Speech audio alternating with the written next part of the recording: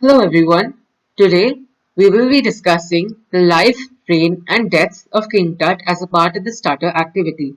My name is Gaurav Shah and along with me I have Shreyas Rajesh, Aisha Savlani, Abhinav Tari and Raghav Kumar Prasad to present different aspects of King Tut's life. Hello everyone. I am Shreyas Rajesh and I'm going to give a brief introduction on who Tutankhamun was.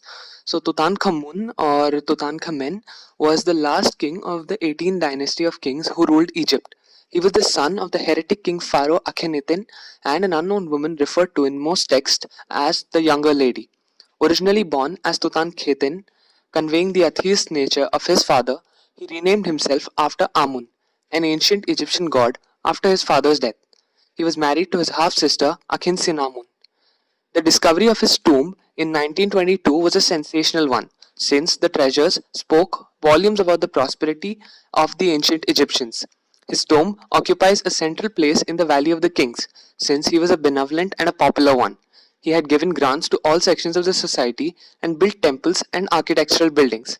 However, he died very young and was given a farewell in accordance with his birth, buried with extraordinary treasure and fortune, which astonishes historians even today. Thank you. Thank you Shreyas. I'm Gaurav and I'm going to be talking about Tutankhamun's reign. Tutankhamun, or King Tut, ascended the throne to Egypt when he was merely 9 years old. His main role as pharaoh was to reverse the religious reforms laid out by his father, Pharaoh Akhenaten. King Tut wasted no time after he became pharaoh. His first act as pharaoh was to move his father's mummy from his tomb at Akhenaten to rebury it in the in the Valley of Kings. Unlike his father, he believed Egyptian religion in its polytheistic form. Tutankhamun made several endowments that enriched and added to the priestly numbers of cults of Amun and Ta. He commissioned new statues of deities. He did everything he could to revert Egyptian belief and culture back to its polytheistic roots. Thank you. My name is Abhinav, and I'll be talking about King Tut's campaigns, monuments, and construction. When King Tut ascended the throne, the country was economically weak and in turmoil.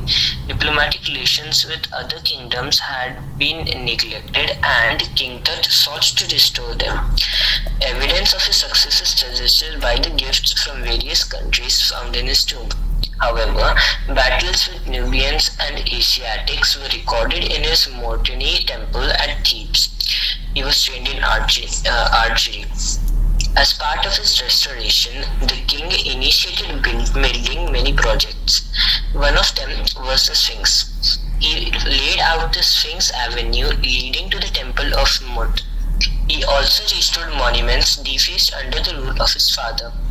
Unfortunately, many of King Tut's construction projects were incomplete at the time of his death and were completed by or overtaken by his successors, especially Horemheb. The Sphinx Avenue was completed by his successor Ai, and the whole was overtaken by Horemheb. Pieces of another monument made by King Tut, the temple of Nebkemper in Thebes, was recycled into Horemheb's own building projects. Thank you. Hi, my name is Aisha Savlani and I will be briefing you about King Tutankhamun's health and death. Archaeological evidence indicates that Tutankhamun suffered from ill health. He suffered from a variety of ailments, including malaria and Kohler disease, that is, a rare bone disorder of the foot. A number of canes have been found in Tutankhamun's tomb, supporting the idea that the pharaoh had difficulty in walking at times.